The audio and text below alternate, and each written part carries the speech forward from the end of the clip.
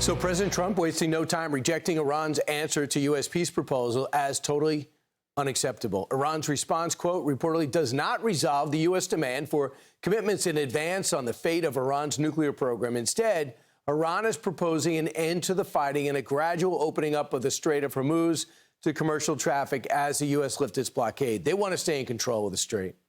Meanwhile, growing tensions in the Gulf as a British cargo ship is attacked off the coast of Qatar. Our next guest says the blockade is still America's best form of leverage. Former CENTCOM Communications Director, retired Army Colonel Joe Buccino joins us now. Colonel, you think there's, the first line on your point of view is there is reason for optimism. Why do you say that? Because Iran's changed its position, Brian, and it's changed its position towards Trump's demand. So Trump, his demand all along has been that he's been consistent. All of the Iranian stockpile has to be shipped out of the country. Originally, Iran rejected that completely. They said, we will dilute some of the Iranian stockpile. We're not going to ship anything out. I'm told that in this latest proposal, they agreed to ship some, but not all of it out.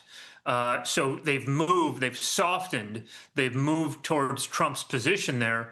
And that is really critical for Iran. That's a really critical moment for Iran because Iran views its nuclear program as a critical arm of statehood, the primary mechanism of its national defense, and its main deterrence in the region.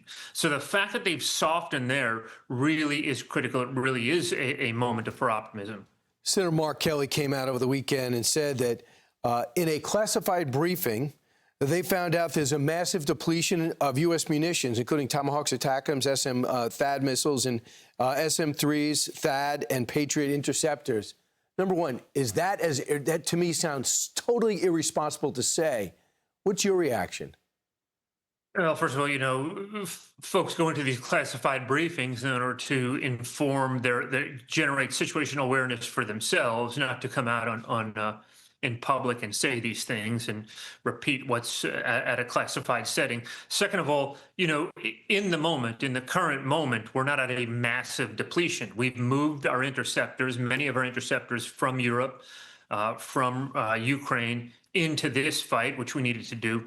More broadly, we are in an arms race with China in terms of things like the SM-1 and SM-3 interceptors, ballistic missiles, and even more important than that, these attritable drones that'll break and that we don't need to return to us.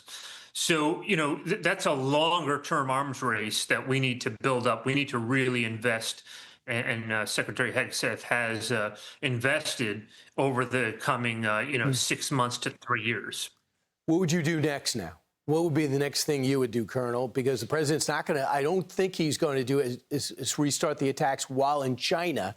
But what do you come back with this? Obviously, the president said this is, quote, totally unacceptable. So what's next?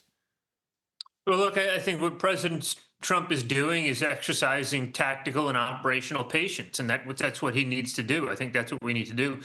You know, he is the first president here to try to break Iran's nuclear program, not just with diplomacy and not just with sanctions, but with military power. So we're layering these multiple levels of pressure on top of one another. We've got diplomatic pressure. We've got economic pressure with the blockade, which is starving Iran out. And we're prepared to resume the military pressure at any time. I anticipate at some point we will resume the bombing here in some kind of, Operation Epic Fury 2. And I think that's really, layering those three types of pressure on top of one another. You reach a break point with Iran at a certain point, particularly when they get to the point where they can no longer fund or pay the IRGC. And they might be at that point. And we got this partner called Israel, who has a fantastic fighting force, and they're ready to go. Colonel, yes, thanks so much. Appreciate it. Be sure to like and subscribe for all the Fox News latest on YouTube and catch full shows streaming now on Fox One.